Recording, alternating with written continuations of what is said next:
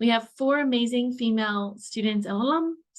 So I'll just go ahead down the row, and if you could each just introduce yourself really briefly. We just took these points from your LinkedIns, but if there's anything you'd like to add, please go ahead, and I'll stop sharing. We'll go with Ramin first. Hi, good morning, everyone. I'm Hermione. I just graduated from the MBAn program in 2023, so over 3 months ago. And I'm currently a founder and an incubator and a tech incubator in New York City. Thank you. Duanchen? Yeah. Hi, everyone. I'm the same class as Hermione. So hi again. I'm right now in the Bay Area, South Bay. So I'm working with TikTok. I'm specifically in their user growth data science department. So we try to grow the new US market for the e-commerce TikTok shop side with ads in the TikTok shop platform. Yeah, so other than that, I'm starting my own AI investment newsletter, AI Venture Pulse. Definitely would love to talk about some entrepreneurship and VC kind of stuff here in the Bay Area too. Yeah, I'm very excited to be here today. Wonderful. And Iris? Hi, everyone. I'm Iris. I'm a current MBAn student. I just graduated Tulane University last year in New Orleans with majors in computer science and business. Great. And last but not least, Anka. Anka, are you able to turn on your video? Hi, everyone. No, I think the host has removed my video, so I'm not able to turn it on. Sorry about that. Okay. No worries. Why don't you just introduce yourself while we try to fix that? There you go. I think that works now. Hi, everyone. I'm Anka. I'm a current MBAn student. I was born and raised in Spain, but I'm originally French, and I studied mechanical engineering at Imperial College London. Great. I'll just throw out an easy question for everyone to answer. Why did you apply to the MBAn program and decide to come to MIT? Anyone, doesn't matter. Yeah, I can go ahead. Yeah, so before MBAn, I studied computer science and psychology, and then I went into consulting, specifically in data science consulting with a company called Ernst & Young. And I did there for 2.5 years as a senior data scientist. And that's when I realized a lot of projects that I worked on have a optimization kind of view, but I personally, from my prior experience, I only have data science, machine learning, and like computer science kind of stuff. So I want to bridge that gap with a program that's focused on data science, machine learning at the same time with emphasis on optimization. And this is the only one that kind of have everything. So yeah, it was a pretty easy choice for me, but I did apply to a lot of different other data science programs across the US. Yeah, but this one is like more balanced in my view.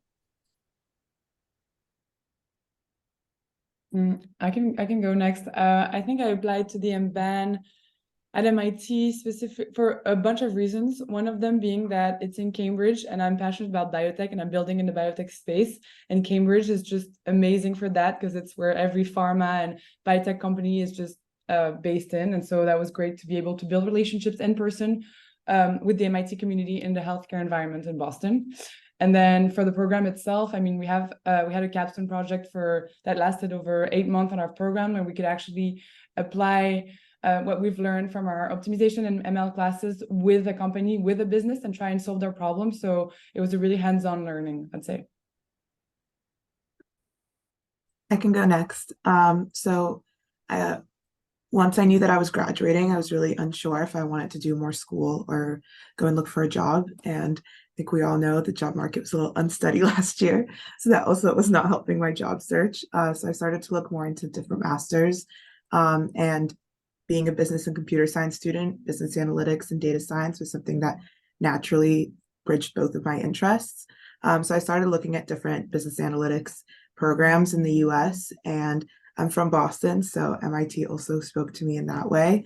And I get to be close to home, but also MIT is, one of the best in the country and in the world. And then like Hermione spoke about the capstone, that really intrigued me of getting that hands-on learning. And we get that hands-on learning even in the first semester with our A-Lab class, where we get to do basically a mini capstone to see how that works and to really develop our skills to then be able to use those skills for those 8 months with a bigger project. So that's been really cool. Okay, and I'll go last. So I think the main reason why I decided to go with business analytics is I've always been a type of person that really likes working on anything, any industry, any field. And I really felt like business analytics allows you to do that. So it gives you the tools to like analyze data, to optimize like companies, whatever they might be working on, any type of project, which I think is a really cool skill to have. The reason why I chose MIT, like they've said before, during this year, you get to work with 2 different companies. So even before graduating and before going into a job, you've already had 2 different like mini job experiences, which I think is really good and gives you a lot of exposure. Yeah. Great, thank you. So a key part of our program is about the people and all the amazing people that we get to meet, and we have a family-like atmosphere. So there's a question in the chat from a student who asks if you could share or describe an amazing person you've met at MIT and what were they like? Or multiple amazing people. Why were they amazing? I can start maybe. We have this guy in our class, which is honestly like very inspiring in a sense. I think what we really value in our class is like people that help each other, are there to support each other, work together. And I feel like overall that has been the community that we've like created and we've been living with. I think we're like a big family, but this person in particular just like is always willing to help others, like doing like mini crash courses. So when we don't understand the content of a class or before an exam, they'll like be like super happy to teach us and like always willing to explain. And also like another like skill that I really admire of this person is like their creativity and their willingness to just like think outside the box and like stop just sticking with like traditional methods of like applying our knowledge. And it's just like, yeah, thinking outside the box and developing new solutions and new techniques, which is very impressive. I think I can try and going next. I have a professor in mind that really has been determining in my time at MIT. And that professor was kind of, like you just described, Anka, always willing to help out and give the extra boost. And that person is still present in my life today as maybe a mentor. And I think taking the time to build relationship with professors is essential in your learning experience. And it's definitely worth it. It does take time, and it's not evident for every professor. Like you can't have like 80 professor alumni or student relationship, but if you do find someone that is willing to look out for you, it really changes the experience. So I'd say it's someone that has really changed my experience while at MIT. If that answers your question, Michelle. Yeah. Yeah, I can go next. Since we touched upon the classmates and the professors, I also wanted to shout out to from our class too, from the previous classes, the TAs, the teaching assistants. They're super helpful. Don't know if you know, but the courses here are extremely difficult. Either it's from the machine learning side or from optimization side. Yeah, so they are extremely difficult and they're fast paced. Very in-depth. So the help from the TAs, they always like go out of their way to help, spend extra time with students and like spending time replying to hundreds of emails. They're just always there for us. So you would never feel that you're getting behind because they will make sure that you will be on track and be well. And also I want to emphasize the alumni also, the collaboration, the connection with the alumni. I think it's a very interesting and unique kind of environment compared to other schools that I've been in, and I've known my friends from the other schools. Yeah, so MBAn, the connection from the previous MBANs. They always come back and give advices, and they are very open to any connections. Yeah, basically with the more and more classes, I think we're the 8th or the 7th class, but I'm not sure.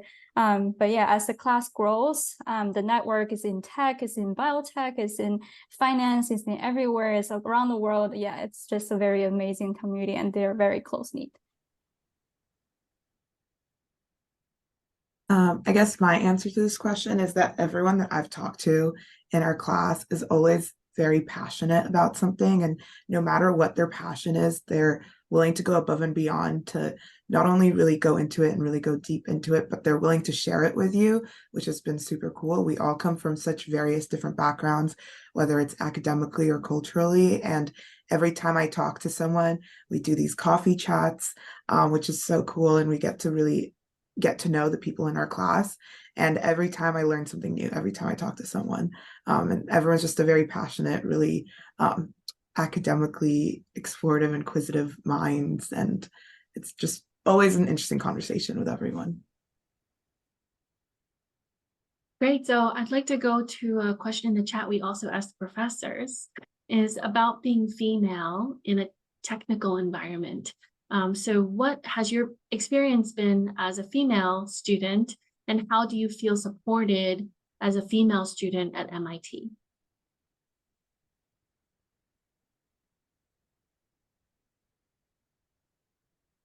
I mean, I can start with some random thoughts I have on this. I come from a mechanical engineering background, so when I was in Imperial, it was like probably 10-15% female in my course, so very unbalanced. I thought it would be the same coming into MBAN. I was actually positively surprised that we have like a, I don't know, don't quote me on this, but probably like 47% female ratio, like to male ratio, which I think was incredible to see. I was very happy to just see that like females are given the same opportunities as men, and it's just I've loved working with them on different projects. It's like we also show that, you know, we can achieve the same things, and like we just bring very different like thoughts to the project. Like I feel like it's a great, when we work together, it's a great combination. Everyone's respectful, like different strengths obviously, but like overall has been a really great experience. I feel very supported as a woman in, I don't know if it's called STEM, but yeah, I would say that's my initial thought. I think I have a very similar experience to Anka. I was computer science and business in undergrad, which are both very male-dominated fields. I definitely felt more of the like, I'm a woman in a place that I shouldn't be in my computer science courses rather than my business courses. But I think a lot of us have had experiences of like, oh, you know, maybe your answer's not quite the same or things like that, and people don't quite listen to you, which is something that I think you develop kind of skills to go around that and how to talk to people about it. But coming into MBAN, I really don't think I've had to really use any of those skills or really experience that much. Everyone is super positive. I don't think I get treated in any different way by my classmates or by the professors at all. So it's been a very positive, neutral experience, I guess. Yeah, I have to resonate with both of you, Aris and Anka. Yeah, I actually haven't thought about the identity of women coming to MBAN. I did notice that during undergrads, also in computer science classes. Yeah, so I think it's probably because we are pretty balanced as a class at MBAN.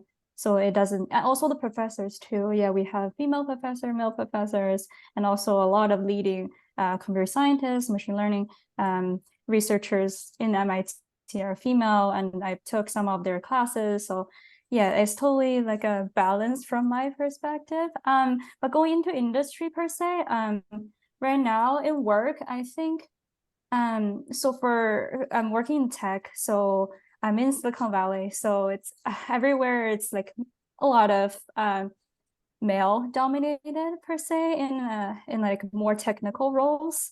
I do see that, which is like kind of not a shock, but it's kind of like a different environment as an MBA. But yeah, but I mean, with the practice and the training that you get, and your skill set basically shines across. So yeah, so haven't been having a lot of problem with that. Anyway, yeah. I think I definitely resonate with everything that you all said.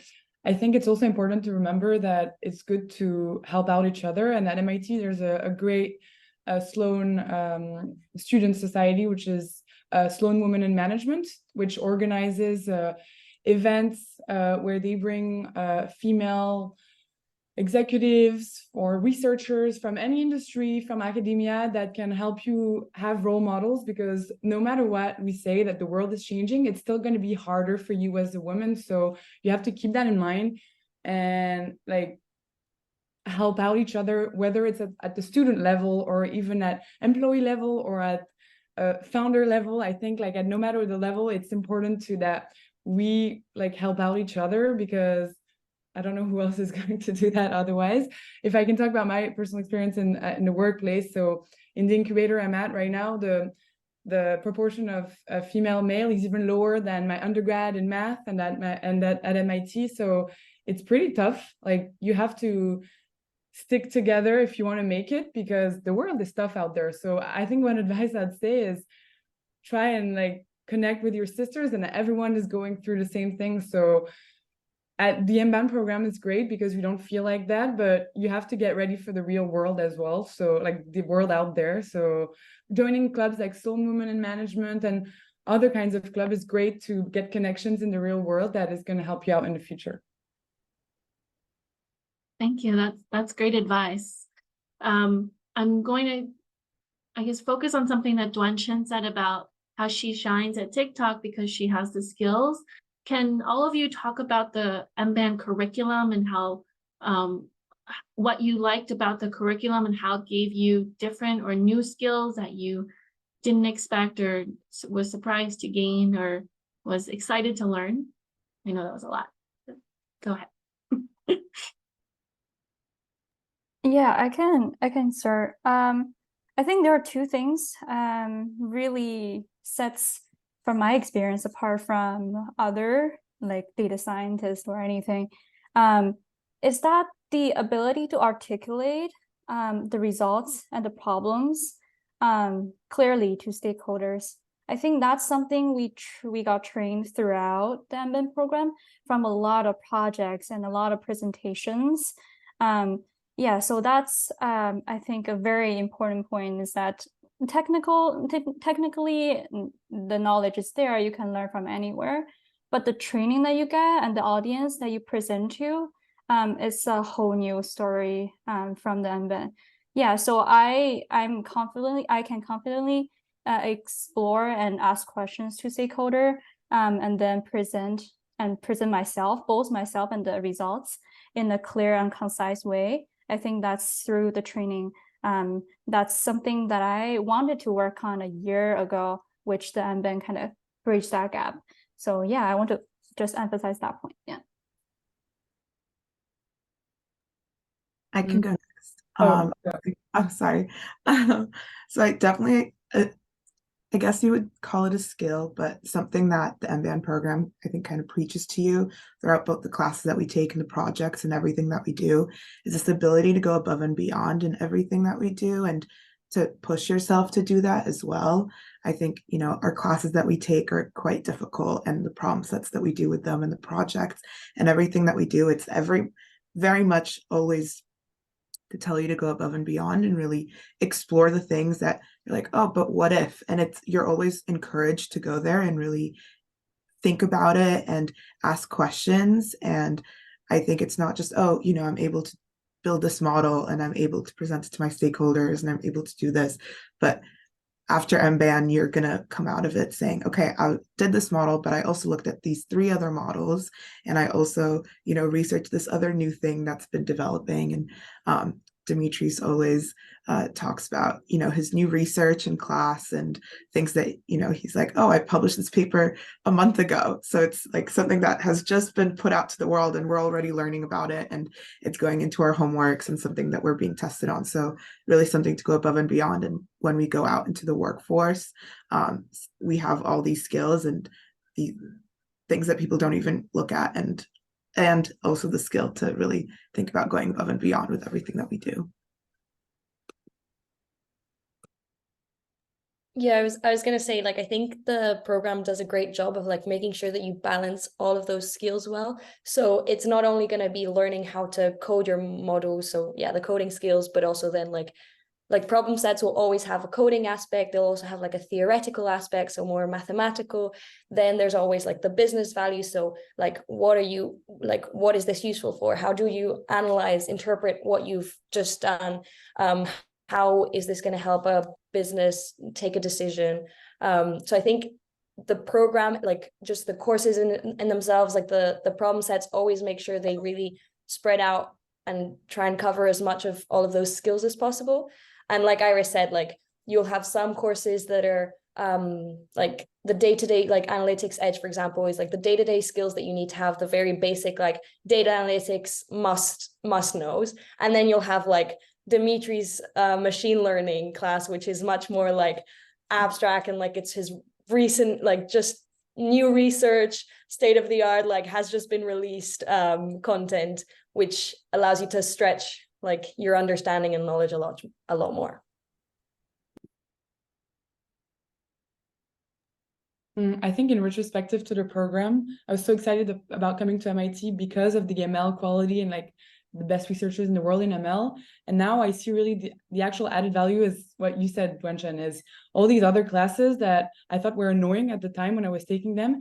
And actually, they're the ones that made the difference because they taught me how to sell my project and how to actually build a model that like resonates with stakeholders that you want to build a solution for. And I think that's really the added value of the MBAn, because we're both at Sloan and at DRC, and from that Sloan network, we get those professors that teach us how to actually like really answer a question and implement change from a data perspective in an organization. And I think that's what actually matters if you at the level that everyone is good in machine learning, of course, but I mean like for the future, like it's what makes the difference, I think. Great. So a follow-up question outside the classroom. So we talked about the classes. Outside of the classroom, what were some of your favorite activities to do? Either as a club or just something you did on your own or with a friend? What did you do outside of the classroom? What was your favorite? Yeah, so yeah. So I highly recommend joining the MIT Sloan AI ML Club.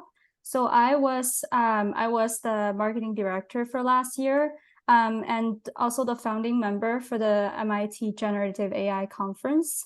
It was the first year last year, so we are going to have a next one. So this year is going to be the second one. It's called the AI Conference. So I think the main thing is that you are pretty much swamped by all the work that we have. That's just honest reflection. But the thing is, you will make time for things that can help you and to build connections going forward. So it's not just within MIT. I feel that after MIT right now, because I was in the AI ML community at MIT, so when I joined, when I moved to the other side, the West Coast, then I started to catch up with a lot of AI ML people in the field from MIT, from the Alumni Association, because I had that experience at MIT. So also I'm helping and volunteering with the MIT AI conference here in the West Coast. And they're also going to host another one in New York next year. So I'm getting involved with all that, keeping the connections going. But the first point of contact is when you are there in MIT. So try to join a few clubs, depending on what you're interested in. There are a lot of, whether it's in Sloan or is the MIT in general. But yeah, get involved. Yeah, and also I would like suggest applying for like leadership positions. That's where you really get more out of it. Yeah, but AI ML Club, I think that's where my heart really like and heart's in. Yeah, really recommend.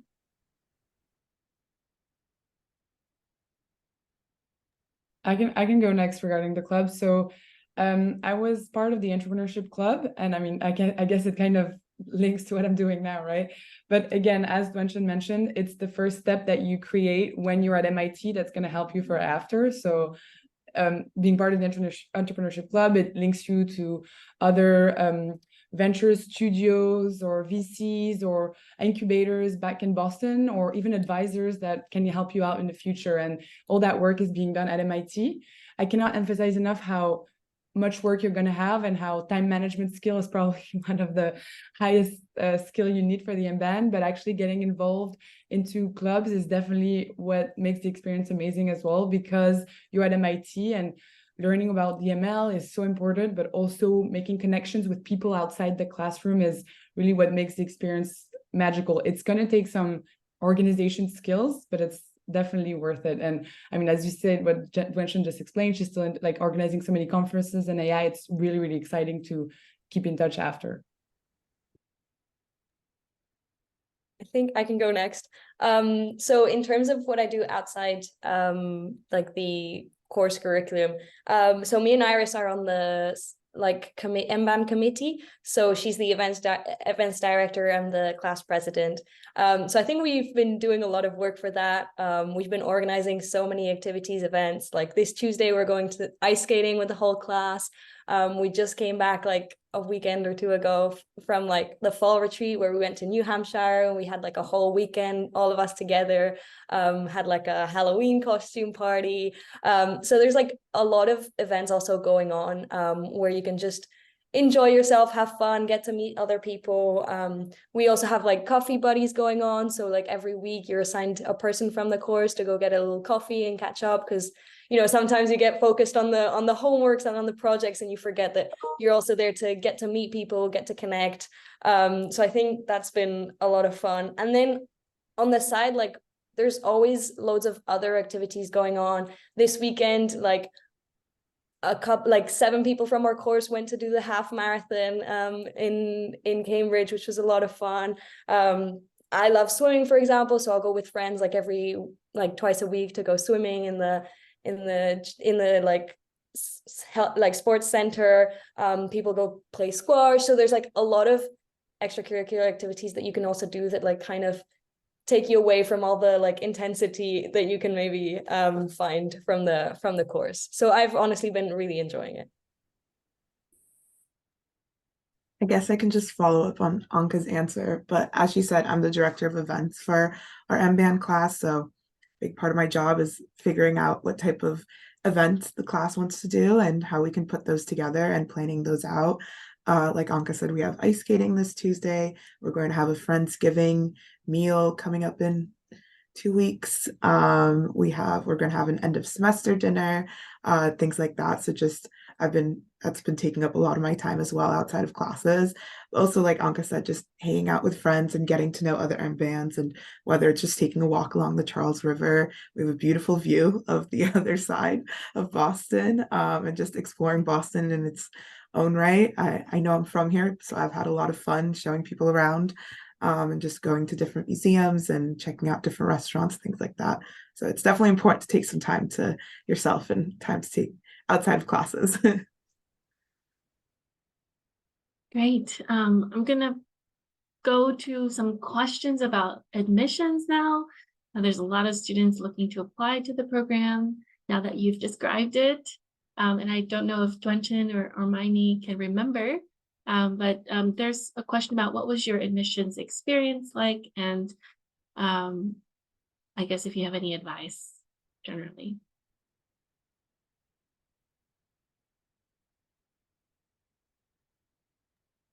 If you remember. Yeah, maybe Anka and Iris can start so that I can kind of refresh my memory a little bit. I don't really know. I can't really remember much, but the first thing I want to say is like if you can like afford to pay the admissions fee, like the sign up fee to like apply, and like your parents maybe or whatever can support you financially, I think definitely apply. I think that was one of the main things I struggled with, was like, should I not, like, am I capable? Is this like too long of a shot? Like there's no way I'm going to be accepted. And at the end of the day, you don't have to think that. Like you are so capable of being in this program. One of the main things also that they look in this program is not only the academics, like you always think like, oh, I'm not going to be able to answer the interview questions, whatever. Like, don't be afraid of that. I think one of the main things that I realized is that in the interviews, they really try and find like people that genuinely like have a good heart, have a good motivation. Like they want to create like a good cohort when selecting the students that will be in the program, and like that will get along with each other well, that will be able to collaborate, contribute. So they also look for a lot more than just like the pure technical like coding skills or whatever. So please don't be afraid to like apply. I would say that's my like one like main advice. Yeah, I can follow up on that as well. I think the interview is very stressful. But you really don't have to be too like, obviously everyone's going to be a bit stressed to get interviewed at any point, but they're really pretty straight up and honest with you about what they're going to interview you about. And just, I think the main thing, like Anka said, that they're looking for is a cohort of people that is really passionate about being there, and people that they think that they could see doing really great things in the future, which doesn't just rely on your technical skills or specific background. Just looking at our class of 81 people, we come from such different backgrounds, like academically and work life and all of that, that it really, there isn't a mold to fit. Really just be yourself and present yourself and really explain why you think this program would be beneficial for you. And I think if you have a really good answer for that, most likely you will be a great fit for the program, because they're looking for people that will not just be able to be here and get a lot from the program, but be able to give a lot back. And once they graduate, really be able to then, come back as alumni and really give back in that way as well.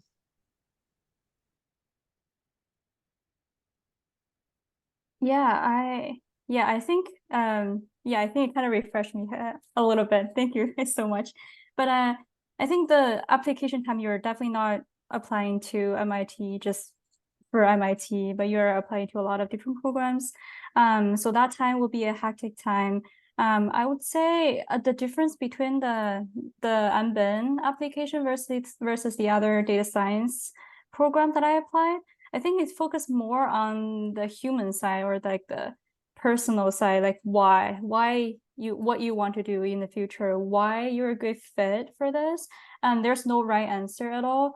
And also, I actually like the not in person, but like face-to-face interview process compared to the other programs I apply. It's like video recorded, that kind of stuff. So it's really an opportunity for you to demonstrate that you're a nice person. That's the first step. And then you are a passionate person, because also like the program focus a lot on bringing impact from data to business. So the presentation and your articulation, that kind of stuff also is very important. You can demonstrate that through the interview, which is a very nice point. So just relax. I know it's hard, but just relax for the interview and be a nice person, smile, and that kind of stuff.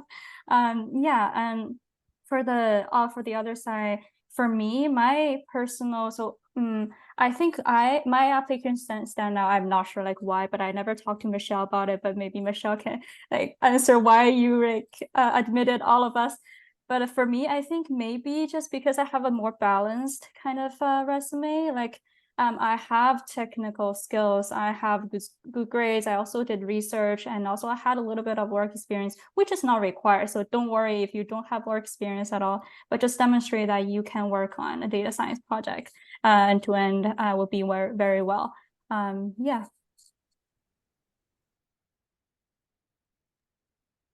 I think I do remember quite well the process of applying, and I do remember that I think it's important to start early, so as soon as possible. And as Anka and Iris said, like you can make it. Like, don't doubt yourself. I don't think anyone else should be doubting themselves. Like, just try. And if you try, give it all, because like you don't want to try and like do it halfway through, right? So might as well start early. I think it's a good thing about the MIT application essay. I think if it's still the case, it was 500 words compared to other programs that I applied to. Other programs, some had no limits, some were like 1,000, 1,500. And actually 500 words is a hard exercise, but then if you work enough on it, it allows you to go straight to the point and really show what you want to bring. And so it does require more work, I think, than the longer essays, because you have to think more about what words you want to put in. And I think I worked so much on that essay, and I think it was definitely worth it. But start early, and it's kind of an introspection journey. Like, you want to find within yourself why you want to come here. And so that's why it requires a bit of time. Regarding the other aspect of as a person, I would say, I think like balance and really there's so many different diverse backgrounds, and right, like you should be yourself, and there's no, like, you don't want to pretend to be someone because you think that's the type of personality that or type of skills that should get in. I think everyone has their space, their place in the program, and forming a cohort is about bringing individuals that bring each other together and that bring things to one another. So you don't want to have like a 80 exact copy of each other. So that's why you should be yourself and really try and showcase that in your application. Great. And thank you, Rachel, for putting in some information for our audience into the chat. So I have a question about, so once you applied and you were admitted and you had your expectations, what surprised you most about the program? What has been unexpected?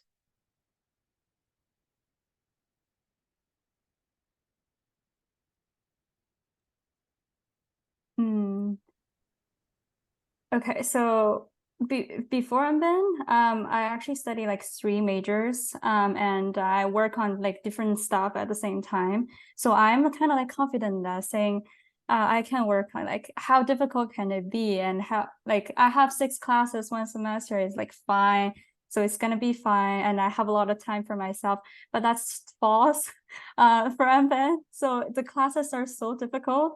I mean, it's not like a don't apply or something. It's good, because one thing I want to emphasize is that everybody survive and strive. It's not just survive. So everybody is doing so well at the end. You cannot imagine how much you can learn and how well you can learn in one semester. I'm just focusing on the fall semester. In the spring, you will have more flexibility to do whatever you want to do. But for the fall, it's all packed with optimization, machine learning. And so at the same time, some of you may choose to do research. It's just the matter of how much you can squeeze in. That kind of shocked me when I watch it back. But in the midst of it, you will feel like it's packed all day. It's very a hard time, but you will survive. You will do really well, and you will just really be grateful for the time that you spend to invest in yourself. Yeah. I don't know about being happily surprised, but I think I had high expectations about coming to MIT because it is MIT in the end, right? So I had high expectations about course quality and like people I'd meet, and they were all definitely met like 2000%. So I don't know if it's a happily surprised or completely surprised. I did have expectations, but they were all really met on every aspect. So people I meet, quality of content I'm getting, education, and the overall lifestyle that I got while I was in Cambridge. So definitely I would sign my name 100 times to do it again. I can go next. I think the whole surprise about the difficulty of the classes and time management was definitely, they do warn you a lot at orientation. Something they say a lot is like, it's like drinking from a fire hose. And I didn't really think I understood what that meant until classes started. And I was like, okay, I fully understand what that means and why they keep saying it.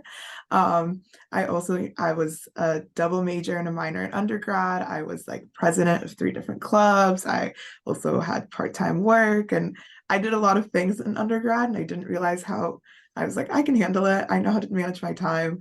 And you do figure it out. It might just take a little bit. It just, like they say, it's like drinking from a fire hose. It's a lot all at once at the same time. And it just takes you a second to kind of regulate your system and understand how to figure out your schedule and what's the best way to work on things and solve the problem sets and work on your projects and be able to study at the same time.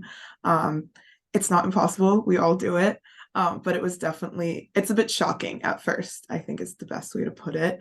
But you do kind of regulate your system and figure out how to do it for sure. And then I guess my other surprise, which was a bit more on the positive side, was how amazing our cohort is. It was a really great group of people. And every time I get to know more people in our cohort, it just gets even better. I think everyone is so cool and awesome. And I think we've all mentioned this already, how amazing all the other people are in our cohorts. But it really is a positive surprise every time I get to know someone better. Yeah, I think for me, it was like on that similar to that end part, it was like, I don't know, I initially got a bit scared, you know, going to MIT, like it's one of the top institutions in the world, and like it's a like business analytics program. So I was like, okay, everyone's gonna be super geeky, like I'm not gonna make friends, whatever. I'm like, I don't know how this is gonna go. And actually, like I didn't understand how it'd be completely the opposite. It's like everyone is so nice, so genuine, so like caring, and like instead of geeky, it's like passionate and like, I don't know, creative, engaged, like it's just like turned to the complete like positive side. And so I've just loved being here. I think also we were able to work on so many different projects. Like the program gives you a lot of flexibility. Like you have projects that you choose of what, like for machine learning or optimization, you can work on whatever projects you want. So it gives you flexibility to choose on things that you want to like learn more about and apply your knowledge on those. But also like you have RA-ship, so you can work alongside professors, which give you loads of feedback and like guide you towards, yeah, just like doing a research project, which is just amazing. So I think just the combination of those two have been really awesome. Great. Well, also thank you to all four of you for being amazing yourselves. We are just about out of time, but thank you so much for your time here today. And I can't wait to see what amazing things you all do next.